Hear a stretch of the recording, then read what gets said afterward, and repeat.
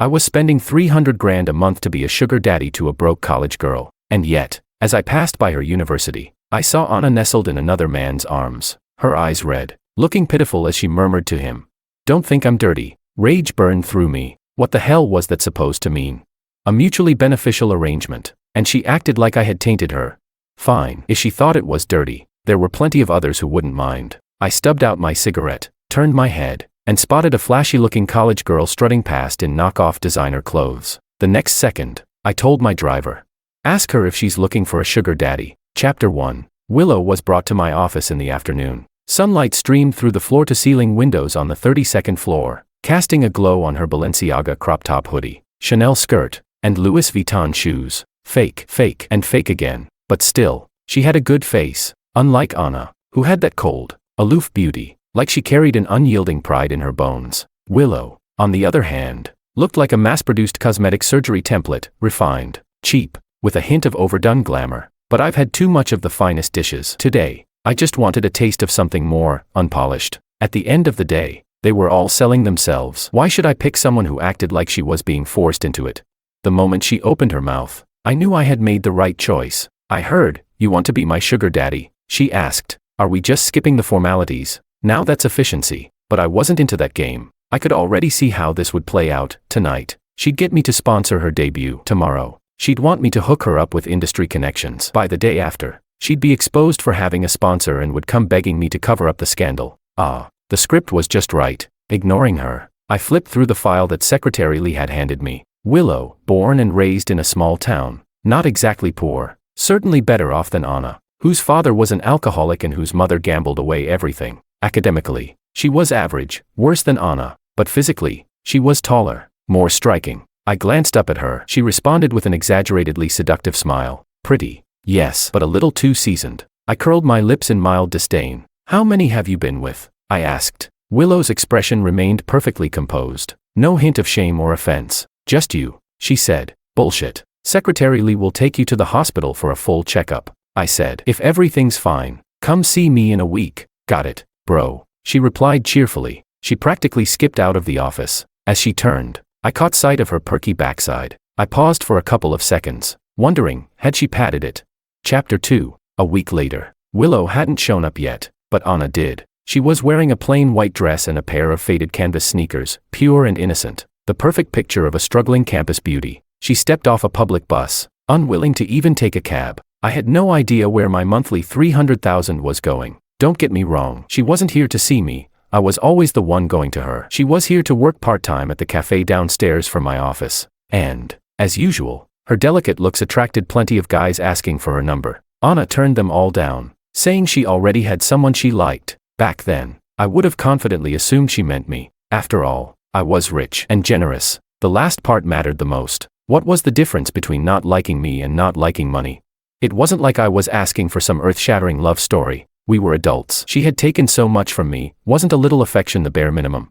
I stepped into the cafe and casually found a seat. Anna didn't notice me. Just then, a McLaren pulled up outside. The door opened, and in walked a suave, well-dressed man. Anna saw him immediately, her body tensing up like a startled rabbit. The man was decked out in luxury brands, with a Patek Philippe on his wrist, a classic rich second-gen. Last time, at the university, I hadn't gotten a good look at him. Now that I saw his face clearly, I ran through my mental database of C-City's elite circles but couldn't place him. While I was lost in thought, Anna's face flushed completely red. She hesitantly asked, "Did you come to see me?"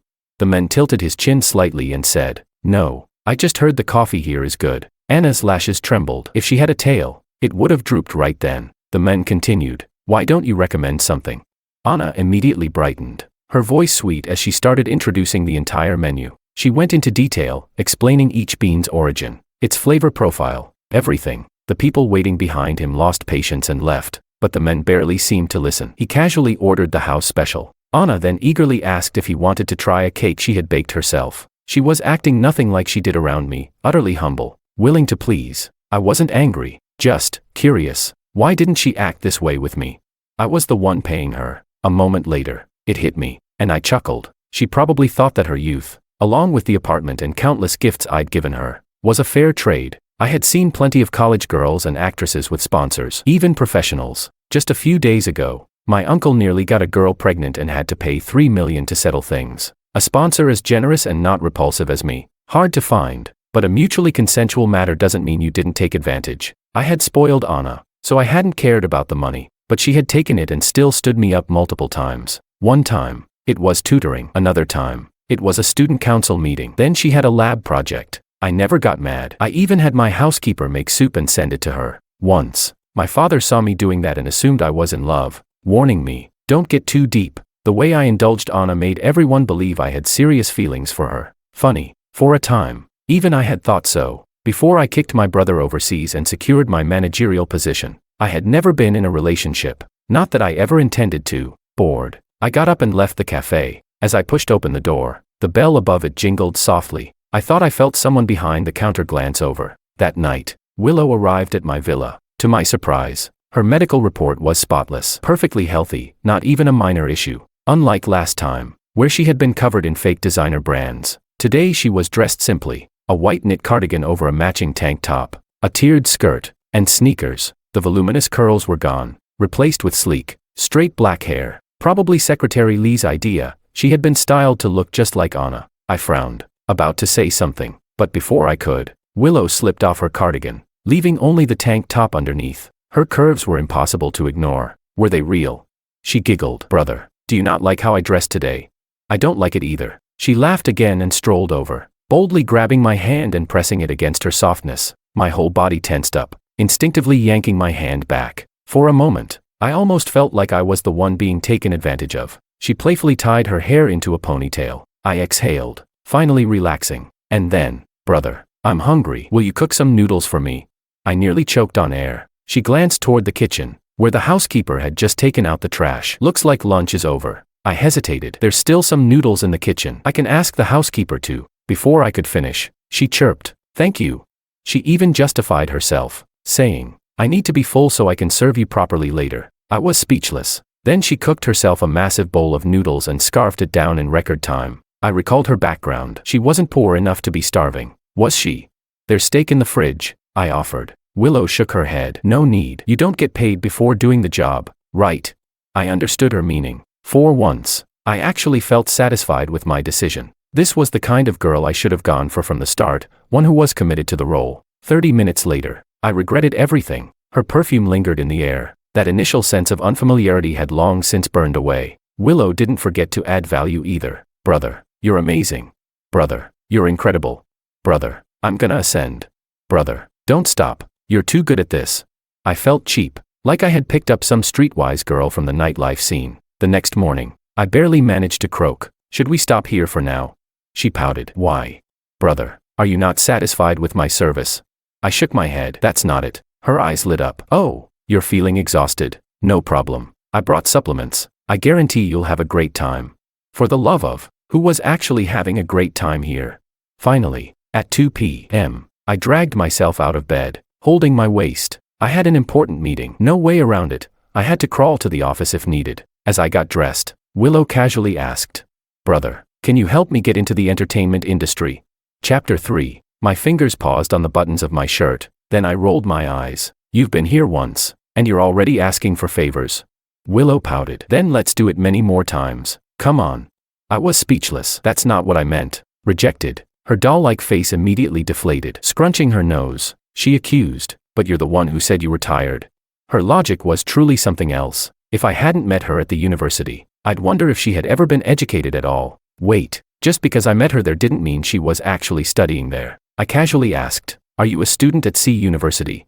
Willow shook her head honestly. "Nope. Figures," I blurted out. "In a couple of years, I'll send you abroad to get a degree." She hesitated. "Brother, I don't want to study." Of course, she didn't. She just wanted to break into the entertainment industry. I waved her off before she could say more. "I have a meeting to attend." I got into the car where Secretary Lee was already waiting. Glancing back, I saw Willow leaning over the balcony, waving at me, black hair cascading over her shoulders, a face that was both innocent and seductive. Sunlight cast a golden glow over her, like a scene from a Roman myth. Even her outfit was carefully curated. A lot of effort. "Brother, come back early, okay?"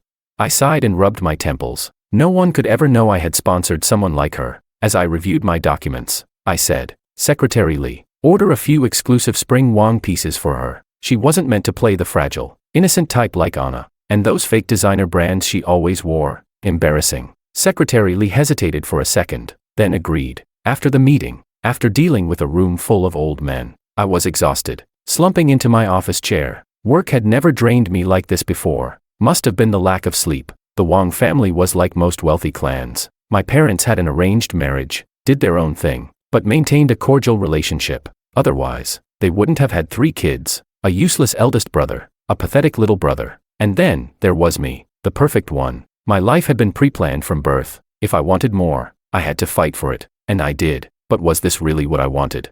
Brother. I flinched, lost in thought. I hadn't noticed someone crawling out from under my desk. What are you doing? I asked blankly. Willow tucked a strand of hair behind her ear and tied it back into a ponytail. I stared at her, expressionless. For once, her flawless face turned a little red, shy, yet utterly shameless. I just learned this in the afternoon, she said. I heard CEOs and secretaries love playing like this. How motivated? Willow took my silence as consent. Outside, clouds drifted lazily through the sky. For a brief moment, I wondered, who was sponsoring who here? Whatever. She really wanted to make it in entertainment. 3 hours later, the phone rang. Secretary Lee's voice came through. Mr. Wang, Miss Su is here. Now that was unexpected. It was our usual weekly meeting time. Not unusual for Anna to come looking for me, but considering how often she flaked, and that it was already 11 p.m., it was surprising. I lit a cigarette and said, "Tell her I'm busy. She can leave." Secretary Lee hesitated. I already told her that. She insists on waiting until you're done. She's in the conference room next door. I frowned, about to respond, when Willow suddenly leaned over and took a drag from my cigarette, off my fingers. Then she immediately choked, coughing like she was about to pass out. I hung up the phone. Willow wheezed. Brother, you should stop smoking. For a second, I thought she was about to start acting like some delicate, caring girlfriend. Then, you should switch to cigars. It looks cooler. Ash crumbled onto the marble floor. I sighed. Go home. I have things to handle. She didn't ask questions, just patted her butt and left. Anna entered. Same plain white dress. I was getting tired of the look. She stood before me, voice laced with accusation. George, I got fired. She thought I was behind it. After all, I owned that cafe, where she had been working for a very generous $5,000 a month. I raised a brow, and Anna's face darkened. Still acting entitled, frustrated, she demanded, "Did someone at the shop tell you something? Makoto is just my senior. I was only doing my job as a barista. You can't just fire me over nothing. You rich people always act so high and mighty." I cut her off. "I'll have them rehire you." She froze. She hadn't expected me to agree so easily. She stammered, Then, that's fine." I chuckled. Same salary as the other interns. $3,000 a month. Deal. Anna's eyes widened like I had just insulted her. She was silent for a few seconds before saying, "George, really? I already told you, I'm not in a relationship with Makoto." Annoyance flickered across her face. I studied her, suddenly finding her underwhelming. Her skin wasn't as smooth as Willow's. Her eyes weren't as bright. Her lips weren't as rosy. Her nose wasn't as defined. Her legs weren't as long. And her, well, let's just say, she wasn't as gifted. Not to mention, her skills were pretty mediocre. Not that Willow was that much better, but at least she was willing to learn. I smirked. Makoto. The name sounded foreign, almost Japanese. I muttered it once, and Anna immediately panicked. "You better not do anything to him," she shouted. I suddenly found the whole thing hilarious. Casually, I asked, "What do you think I'd do?"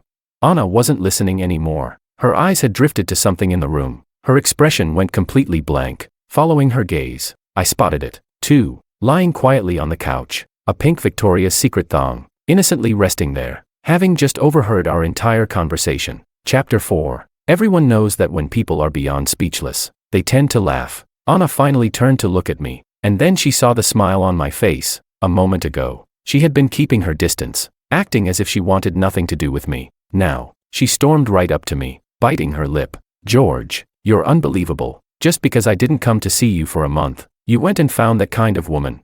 I wanted to say that Willow wasn't that kind of woman, but I couldn't, because she was. The fearless, poverty-stricken campus beauty. Anna suddenly got teary-eyed, choking back a sob. She said, "Do you have any idea how dirty women like that are?"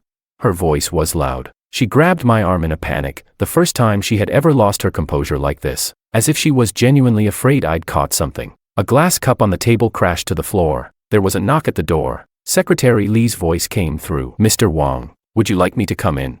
Anna was still rambling. "George, If you think finding another woman is going to make me jealous, you're disgusting. Don't think this will make me love you. I had enough. Gripping her wrist, I pried her fingers off me and shoved her away. Then, I called out, "Come in." Secretary Lee entered with 2 bodyguards. Fixing my sleeves, I said, "Send Miss Sue home." Anna stared at me in disbelief. I, on the other hand, smiled at her, though there was no warmth in it. "And who gave you permission to talk to me like that?"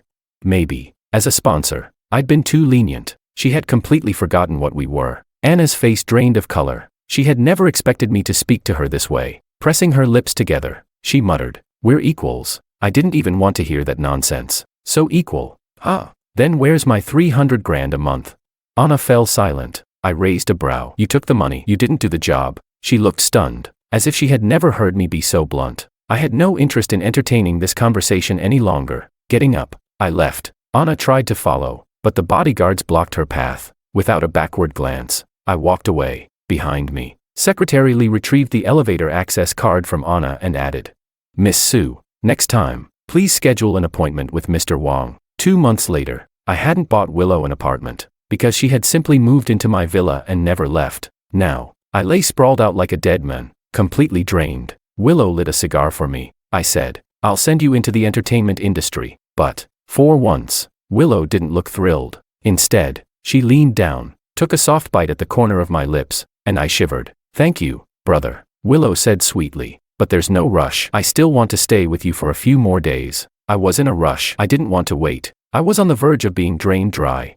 2 months ago, she had been eager to leave. That day, I handed her a card, 300 grand deposited into it every month, but Willow refused. Instead, she said, "Brother, I don't want your money. I want you to send me into acting." Well, damn, she actually understood the whole teach a man to fish concept. She really did get lucky, latching onto me. The entertainment industry was a deep, murky pool. Tech tycoons, real estate moguls, and nouveau riche weren't enough to dominate it, but the Wong family had long since planted their stake in it. We owned a major talent agency, one of the big 3. At the time, I told her, "Depends on how you perform." Now, I regretted it. The cigar slipped from my fingers, landing on the carpet. As I bent to pick it up, the blanket covering me slid off, and in the next moment, an arm coiled around me. "Brother." Willow's eyes shimmered with a seductive glow as her legs wrapped around me again. I stopped her. She pouted, looking confused, forcing an awkward laugh. I tried to change the topic. "Don't you have anything else to do?" She had been stuck to me for 2 whole months. If she wasn't doing yoga, she was glued to her phone, studying certain videos that shouldn't be studied. I had half a mind to ask if she still needed to go to school, but then I remembered she wasn't the studious type. I struggled for an excuse. Then, finally, I found one. "Shouldn't you go get some maintenance done for your face?" Willow rubbed her cheeks. "Brother, it's all real. You can feel it." Before I could react, she grabbed my hand and guided it to her nose, then to her lips, then to her neck, then to her. I yanked my hand away. Okay, I get it. It's all real." I understood now. She had tasted pleasure, and now she wasn't in a rush for the entertainment industry anymore. She was more interested in me. No way. Even Secretary Lee had started giving me strange looks. Her face practically had, "The Emperor has abandoned his duties," written all over it. I pinched Willow's cheek and said, "I'll take you to meet a few directors tonight." That night, I introduced Willow to a romance drama director. Director Zhao was polite. "Mr. Wong's sister, of course. I'll take good care of her." Then he asked, "Which year are you in?" Willow smiled sweetly. "2nd year of college." I did not expose her fake credentials. She auditioned on the spot. The role she was offered, the 3rd female lead. The audition scene. A girl who, after falling for the male lead, decides to lock him in a basement. She had to show both infatuation and a yandere obsession. Since the script wasn't finalized, she had to improvise her lines. I graciously stepped in as the stand-in for the male lead. I sat on the couch. Willow knelt at my feet. The director called out, "Action." In an instant, that obedient, sugary demeanor disappeared. Her soft, alluring eyes darkened into something possessive. She narrowed them slightly, running her fingers along my hand, rubbing it gently against her cheek. Our eyes locked. Her expression was full of hurt. She whispered, "Do you have to like that woman named Anna? Am I not enough?" I had no lines, just had to sit there like a block of wood. But Willow heard my imagined rejection loud and clear. She bit her lip, gaze filled with resentment. "Brother, she has such a bad temper. She always throws tantrums at you, but I only want to take care of you. George, haven't I served you better than her?" She stared straight into my eyes, jealousy burning in her gaze. Chapter 5. Director Zhao said Willow's acting was average, too over the top. She didn't feel like a Yandere, more like a desperate mistress, but she was too pretty, so he let it slide. The night before she joined the crew, I locked her out. She knocked on the door and said, "Brother, I want to thank you. Thank you for giving me this opportunity to enter the entertainment industry." I replied, "If you really want to thank me, give me a quiet night." Willow pouted, "But I'm leaving tomorrow. I'll be filming for 3 months. You won't see me." She refused to leave. I pretended not to hear her. Finally, silence. 3 hours later, I opened the door. Willow was curled up against it, hugging a pillow, nearly toppling over. She blinked awake, and before I could react, she darted past me into the room, straight onto my bed. She snuggled under the blanket and said, "Brother, I won't do anything. Just let me hold you and sleep." I was speechless. I thought I was about to be drained dry again, but for once, she was surprisingly well behaved. The next morning, the driver took Willow to the airport. Right before she left, she slipped out of her pink Victoria's Secret underwear. Just as I was about to tell her off, she threw it at my head, dazed. I glared at her. Willow leaned in and kissed me. "Brother, if you miss me, come visit. And if it gets urgent, use that." I didn't respond, just pulled the blanket over my head and went back to sleep. 1 month later, to my surprise, Willow sent me a gift. Not once had I gone to visit her. I had answered a few of her calls but was always too busy to talk for more than a minute. The gift was an orange cat plush. The stitching was awful, childish, cheap, and ugly. Still, it was the first time I had ever received a gift from someone I was involved with. Usually, I was the one giving them. Like with Anna, she always accepted them without hesitation, never gave anything in return. One Valentine's Day, I actually asked her about it. At a high-end restaurant, after gifting her a $1 million necklace, I asked, "Do you have something for me?" Anna frowned. "Do you need me to give you something? You already have everything." Her tone wasn't great. Secretary Lee had told me her father had beaten her mother again. Her mother had come to campus begging for money. I understood her mood and let it slide. Now, the cat plush stared at me with beady eyes. Something about it felt familiar, but I couldn't quite place it. Looking at it made me feel a little guilty for not visiting. Just as I debated whether to go, Anna called me. Rare. Unlike Willow, who called 3 times a day, Anna rarely took the initiative. I answered but said nothing. She was silent for a long time, too. Realizing I wouldn't speak first, she finally said, "I accept your apology. Let's make up." I didn't get it. Then I glanced at the calendar and understood instantly. Today was Anna's birthday. Luxury brands must have started sending her gifts by now. "All arranged by me," Anna said. "I really liked that restaurant last time. Let's have dinner there tonight." She hesitated, then added, "A few of my senior lab mates will be joining, too." I cut her off. "I forgot to tell Secretary Lee to cancel it." She paused. "What?" I said. "Consider those gifts as a breakup fee." Last time I saw Anna, I had been too distracted to make things clear. I wasn't interested in playing the makeup game. Our relationship wasn't even that enjoyable. Honestly, I had lost more than I gained. But I was a generous sponsor. I wouldn't take back what I had given. Lesson learned. Next time, I wouldn't be too generous. Too much, and people start getting delusions. Anna struggled to accept my words. Angrily, she snapped. "George, are you jealous? Is it her? Did that woman get in your head? I'm telling you, she's only after your money." Then, suddenly, it clicked. The fabric of the orange cat plush. It was from Willow's favorite limited edition nightgown. She had cut it up and turned it into a stuffed animal. I picked up the plush and examined it closely. Uneven stitching. Exposed knots. Did Willow actually sew this herself?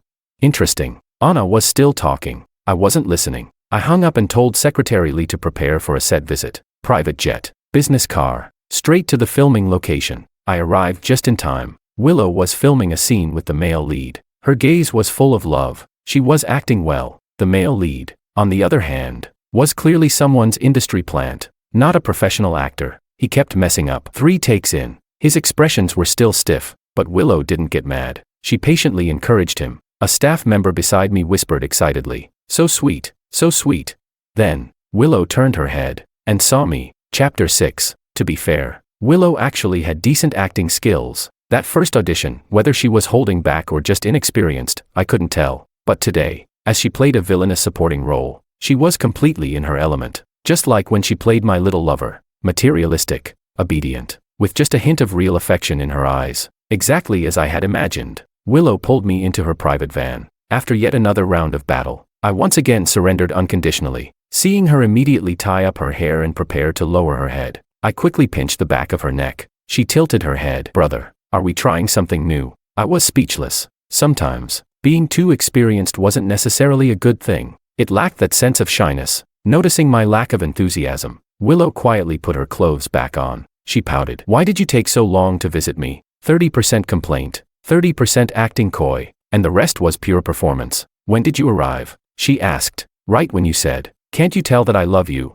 To the male lead, Willow's eyes widened in panic. "You saw him hug me, brother. Don't be mad, it's just acting. I even used a body double for the kissing scenes. Luna arranged everything for me." I lazily brushed my fingers across her face. "Do you have any more scenes today?" She quickly shook her head. "The moment I saw you, I asked the director to push them back." She wasn't even famous yet and already learning how to act like a diva. I could already picture her future, not quite a superstar, but always wrapped up in scandals. She tested the waters. Then, "Today, should we go out and eat something good?" Massaging my shoulders, she added, "Brother, are you tired? How about a movie first?" So we watched a movie. Secretary Lee booked the entire theater. We strolled along the streets. Bodyguards followed 100 meters behind. Played a round of golf. Finally returned to the hotel suite. I showered and brushed my teeth. Of course, even if I hadn't, she wouldn't dare complain. She was taking my money. After all, that was the best thing about a sponsorship arrangement. I could do whatever I wanted. I could take out my frustrations on her. I didn't have to care about her feelings. From behind,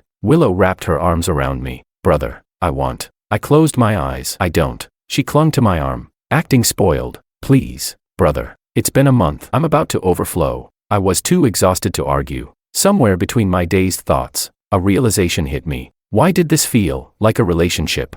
That wouldn't do. I should buy her a wooden fish to knock on. Buddhism says one must seek inner peace. Willow's costume drama, 8 Lives, 8 Loves, premiered. The drama flopped. Willow blew up. Completely unexpected. She was suddenly swamped with publicity, variety show invitations, and online buzz. Fans praised her overly perfected features as part of the intense beauty trend. Despite her sultry face, she dressed modestly. Top buttons fastened all the way up, skirts past the knees. Her team crafted an image, rich heiress bravely stepping into the entertainment industry. Somehow, not a single elementary school friend, middle school classmate, or old co-worker had come forward to expose her yet. I called Secretary Lee. "Be ready to suppress any scandals for Willow if needed." After work, I ran into Anna. I looked her up and down. This wasn't a coincidence. Anna looked exhausted, but her gaze was softer than usual. She said, "George, I don't know why, but these past few months, I keep thinking about you." Her cheeks flushed slightly.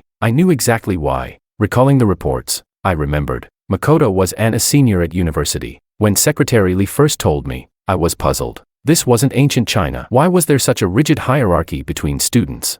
I had studied abroad, so I wasn't familiar with the deeply ingrained academic cliques here. Anna's lab was notorious for overworking students. She was no exception, often turning to Makoto for help. Over time, they got close, but there had been no romantic entanglement. Until last Valentine's Day, Makoto suddenly became interested in her. Unlike me, he didn't throw money at her. Unlike my younger brother, David, he didn't shamelessly pursue her. Makoto had technique. Secretary Lee reported that he had even paid for some online course on dating strategies. I told Lee to sign David up for one too. That simp had never successfully courted a girl, he needed it. At the time, I didn't understand why Makoto had suddenly taken a liking to Anna, until I found out Anna had sold the Van Cleef Arpels necklace I had given her. Then I understood. She was investing in Makoto, with my money. I laughed out of sheer disbelief. But ever since we parted ways, Anna had stopped receiving luxury gifts from major brands. Her money from me had mostly gone to Makoto and clearing her family's debts. She had given away most of the designer clothes I bought her long ago. She had given everything away, to her roommates,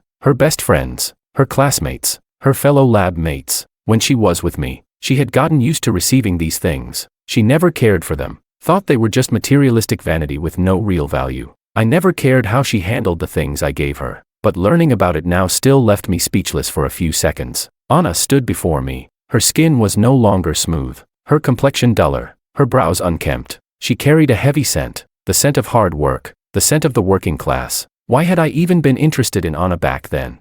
I tried to recall. At the time, my eldest brother and I were locked in a brutal fight for power. My father sided with him. My mother remained neutral. Only David supported me. Not that his support meant much. I worked myself to the point of a stomach ulcer trying to secure projects. One night, I was crouched on the street, clutching my stomach, when I met Anna, carrying trays at a restaurant. She dropped everything and sent me to the hospital. As she helped me up, I caught the scent of preserved egg and pork congee on her. When Secretary Lee arrived, she handed Anna 8,000 yuan as a thank you. 2 years later, I became the general manager, the sole heir of the Wang family empire. One night, I suddenly craved kanji. That's when I remembered Anna. The next day, I saw her teaching at the villa next door. David had been crashing at my place, sulking over another failed confession. When he noticed me looking at Anna for a beat too long, he nudged me. The cold CEO and the poor campus beauty, what a perfect story. But I had never dated before, and I didn't want to be like David, licking the ground for a woman with no dignity. So I chose another way, a common way among wealthy families. That's how I approached Anna. At first, to avoid hurting her pride, I disguised the money as a scholarship. Then, I arranged another tutoring job for her, 10,000 a month, teaching David calculus. When David ran off, that's when it became 30,000, straight to her account. She looked extremely uncomfortable when she first accepted the card. I changed the subject at the right time. Now, the money that once made Anna feel dirty was gone. She wasn't used to it, so she thought of me. It was that simple. I smiled at her. You don't miss me, you miss my money. A flicker of humiliation crossed Anna's gaze. She snapped. George, why are you insulting me? Back then, you were the one who came to me. You were the one who wanted to be with me. I never asked you to do this. I raised a brow. So do you want me to apologize? Anna froze, like a chicken suddenly strangled by the neck. Her eyes widened, her voice cut off. She stared at me blankly. Then, after a long pause, muttered, George, do you know? I was the only one who didn't love you for your money. Before leaving, she tossed a photograph onto the table. In the picture, Willow was walking into a private club, next to a man wearing a thick gold chain. Chapter 7. I had Secretary Lee send Anna a message, 5 million to buy that photo. Anna replied, why would you go this far for her? I flicked the ash off my cigarette, because I had always known what kind of person Willow was. It was just a sponsorship. She took care of me well. I never cared who she had been with before. But Anna clearly couldn't accept that. She blocked Secretary Lee. The next day, that photo was all over the internet. It spread like wildfire. Willow had just gotten famous. And, as fans put it, she had taken a bite out of too many waiting to explode starlets' cakes. Any dirt on her, and the smear campaigns would rush in like a tidal wave. That night, when Willow came home, I was making steak, butter sizzling, the range had barely making a sound, the Maillard reaction giving the meat a perfect crust. The rich, smoky aroma filled the kitchen. Willow must have known she messed up. She hugged me from behind, rubbing against my back like a little cat. She murmured, brother, did you see? I exhaled slowly. I had actually doubted the photo's authenticity at first, but Secretary Lee checked, it wasn't edited. She even traced the source. Anna had received it in an envelope, but Willow had always told me I was her first sponsor. Secretary Lee had looked into her past as well. That small county she came from was too far. I hadn't bothered sending Lee all the way there for something so minor. But since arriving in Sea City, Willow had only ever been with me. So, I hadn't really believed it. Maybe it was a misunderstanding. Until now. Willow hesitated, then admitted, brother, I didn't mean to lie to you. It was real. She had lied. I wasn't her first sponsor. I took a deep breath, steadying my emotions. I said, let's eat first. Pulling her hands off me, I headed to the dining table. Willow froze, then pressed her lips together. Brother, are you upset? I shook my head. No, just, feels a little dirty. Her pupils shrank. She stared at me in disbelief. She stammered, brother, what did you say? Calmly, I cut into my steak. The news online, Secretary Lee is handling it. 2 bites in. On the third, she suddenly threw herself at me. I nearly dropped my plate. Her voice broke as she cried, brother, how could you call me dirty? How could you say that? Tears filled her eyes, and as she choked on her sobs, she reached up and started tying her hair back. She muttered, I'm different from them. I've always kept myself clean. I never went to those kinds of parties. Willow, I barked her name, grabbing her wrist to stop her. Get up. She didn't move. I frowned. Don't make me say it twice. Sniffling, she finally lifted her head and stared at me. Her perfect face, the one that marketing accounts raved about, was streaked with tears, her peach blossom eyes shimmering with little crystal beads. I was certain that if I dropped her now, she'd have a new sponsor by tomorrow. She whispered, brother, after you said you were tired last time, I learned a new position. And with that, she started taking off her coat. I caught her wrist, stopping her. I'm eating first. Suppressing my irritation, I added, I'm hungry. Willow read my expression carefully, then reluctantly trudged up the stairs, face full of grievance. Okay, brother, then I'll wait for you in the bedroom. Willow said. I ate dinner alone. The steak didn't taste as good as yesterday's. It had come from the same morning air shipment from Australia, but somehow, it just wasn't right. I remembered how Anna used to stand me up. Back then, I didn't care, I was busy anyway. But today, I was angry. I had indulged Anna time and time again, and now, with Willow, was I going to do the same?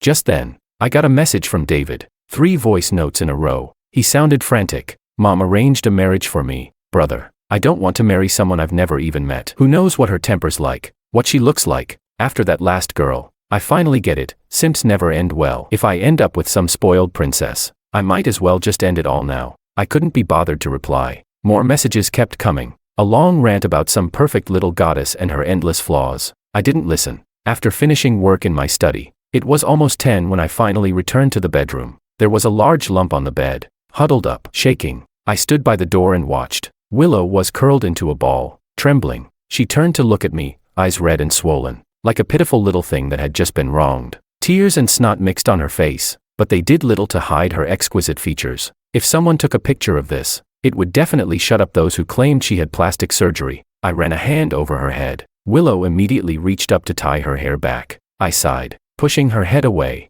only for her to cling to me again. In short, exhausting. The next morning, smoking by the window, I glanced down at Willow, still asleep. She had cried herself into exhaustion. Outside, a small grove of trees swayed. The sun had yet to rise. Birds chirped, their chatter giving me a headache. Brother. I looked down. She wasn't awake, talking in her sleep. Brother. Curious. I leaned closer. She murmured, "Don't stop." I sighed. I went for a morning run, missing the moment Willow turned over and whispered again. "Brother, I love you." 1 month later, just as I wrapped up a meeting, Secretary Lee called. "Mr. Wong." "Miss Liu." I frowned. "Didn't you take back her elevator card?" Secretary Lee sounded helpless. "She made copies." I gritted my teeth. "Have security throw her out." She hesitated. "She's already at your office door." A headache hit me instantly. The next second, Willow walked in. If her face hadn't looked so miserable, I might have admired how stunning she was in those few steps. She was clearly dressed up, flawless makeup, black stockings. Before she could speak, I tapped my fingers on the desk. "Is the compensation not enough?" Willow smiled. "Brother, is that what you think of me?" I said nothing. She asked, "What did I do wrong?" "What?" Even I didn't know. 1 month ago, in the early morning, I came back from my run. Willow, still half asleep, leaned in to kiss me. That's when I told her we were done. She snapped awake. "Brother, did I not perform well?" I shook my head. "I'm just tired of you." "Willow." She froze. Her playful fingers, which had been lazily tracing my hand, stopped. I left her with a simple, "Secretary Lee will contact you." Willow came to see me a few times after that. She didn't want to let go. She kept asking, "Why?" That morning, after my run, I simply didn't want to continue. Was there always a reason? We weren't even in a relationship. Even relationships could end abruptly. I just wanted someone new. I looked at her now, still breathtaking, even more polished, thanks to a professional team. I didn't want to make this uglier than it had to be. I said, "Willow, I chose you because you were clearer-headed than Anna." She fell silent. I stood up. "You're smart. Take the money and leave. Let's part on good terms." She countered, "And if I say no?" Willow suddenly stepped closer. The familiar, sweet scent of her perfume filled the space between us. She reached up, stood on her toes, and tried to kiss me. I immediately pushed her away. Frowning, I said, "Who gave you permission to do that?" "Willow, know your place." Willow rolled her eyes. Then, without hesitation, she leaned in again. Our lips met, wet, hot, lingering. And then, just as abruptly, she pulled away, turned around, and walked out without looking back, leaving me sitting there, completely dumbfounded. Chapter 8. David was back to his simping ways. He actually brought his flashy, attention-seeking girlfriend to my villa. "She's different, bro," he said earnestly. "We met at a bar. She's never been in a relationship before. I'm her first love. She has tattoos, drinks, clubs, and has 10 guy best friends, but she's a good girl." Then, in my villa, they went through rounds of lovey-dovey nonsense, dramatic fights, and reconciliations. As expected, the girl didn't stay loyal for long. David caught her making out with another man. She said, "I was forced." He told her to report it to the police. She refused. The result? They got back together. I laughed. A few days later, they broke up again. David came to me in tears. "This time it's real." I didn't believe him. He insisted, "I swear it's real this time." I caught her booking a hotel room with another guy. I stayed silent. He continued, "Bro, I'm ready to go home and accept the arranged marriage." I set down my documents and raised a brow. "And what if your fiancé has had more partners than you can count?" David nodded without hesitation. "I can handle it. I don't even like her. I swear, I'll never simp again." "Bro, you spilled your coffee." Bro, what's wrong?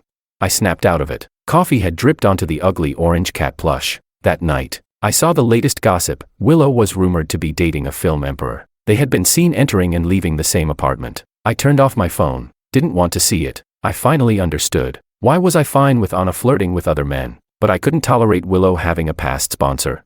Why didn't I want to continue with Willow? Because I wanted to continue with her, but understanding that didn't change anything. To her, I was just a sponsor. To me, she had become something more. Wasn't that the biggest joke? George Wong. Catching feelings for a sugar baby. I had my pride. David left to call our mother. When he came back, he looked annoyed. My fiancé sounds terrible, he complained. Dropped out of college halfway to chase an acting career. The Liu family didn't support her, so she went and found a sponsor, and now I have to marry her. The Liu family had most of their business overseas. They weren't even based in Sea City. I had never heard much about them, and my mother's original arrangement hadn't been with the Liu family. The next day, I accompanied David to his arranged meeting. At an upscale restaurant, I saw her, Willow. She was standing next to a man wearing a thick gold chain. My mother introduced them. This is Mr. Liu and his sister, Willow. The smile on my face froze. David's eyes widened in excitement. Holy shit, bro. Isn't she that super famous actress right now? She looks exactly like I thought, totally not the good girl type. Wait, bro, where are you going? I turned and walked away. I need a smoke. When I returned, David and Willow were deep in conversation. My mother and Mr. Liu had already left. David grinned. Bro, Willow's actually really cool. Then, turning to her, he said, this is my brother. You should start calling him brother too. Willow smiled politely. Brother. A sharp pain pricked at my chest. That distant tone. I stood up. I need the restroom. In the mirror, I saw her reflection before she even spoke. Willow strolled in casually. She was dressed in a cream-colored knit cardigan, looking effortlessly elegant. The blue sapphire earrings on her ears glistened. She radiated wealth. Brother, she greeted, voice soft. It's been a while. I'm going to be your sister-in-law. Are you happy? I didn't answer. As I tried to walk past her, she grabbed my sleeve. Why won't you answer me? Suppressing my anger, I asked, what do you want me to say? Willow chuckled. Then, she suddenly changed the subject. How was my acting before? The obedient little lover. I scoffed. Not bad. She tilted her head. Was it because I played the role too well that you thought I was disposable? She leaned in closer. Her peach blossom eyes narrowed slightly. The familiar scent of her perfume clouded my thoughts. Just as I was about to lose control, she took a step back, putting distance between us. She smiled. Brother, don't forget to call me sister-in-law from now on. The restroom-scented air freshener made my head ache. I glanced at her. Then I said, no need to wait. I can call you that right now. Willow's expression remained composed, but she bit her lip slightly. Just as I turned to leave, she suddenly threw herself into my arms. Chapter 9. Willow clung to my neck, biting down as she let out a few muffled hums. She scoffed. You think I care about you? I frowned. Sister-in-law, ease up. Your canines are a bit sharp. Willow froze for a second. Then she bit down harder, pinching my arm. She hissed. Don't think I can't let go. I just want revenge. You think I still like you? My phone slipped from my pocket. Right on cue, David sent me a voice message. Bro, I won't bother you and sis-in-law. I'm heading out. She asked me to find you, but she told me to keep it a secret, so don't tell her I told you. Willow's body stiffened against me. For a second, a flash of embarrassment crossed her face. Then my phone rang. It was the housekeeper. Sir, that handmade orange cat plush of yours, I put it in the washing machine, and something fell out. Willow lunged for my phone. Don't listen to her. The housekeeper continued. There was a pink letter inside. Looked like a love letter. Should I throw it away? I glanced at Willow. Her face was bright red. A moment later, she gave up completely, tiptoeing up and planting a quick kiss on my lips. Into the phone, I said. Don't throw it away. Hanging up, I turned to Willow. She was pouting, looking thoroughly displeased. She muttered, now that you know, I was planning to let you act out a whole regretful reconciliation arc. Not a chance. I had a reputation to uphold. Willow seemed to pick up on my thoughts, her expression turning smug. Brother, I need to punish you. I nodded easily. Sure. What could she possibly do? Just wear me out for a day or two, at most. But then Willow smiled, her gaze full of meaning. Brother, I prepared 10 outfits and 10 pills. After that, I didn't see sunlight for a whole week.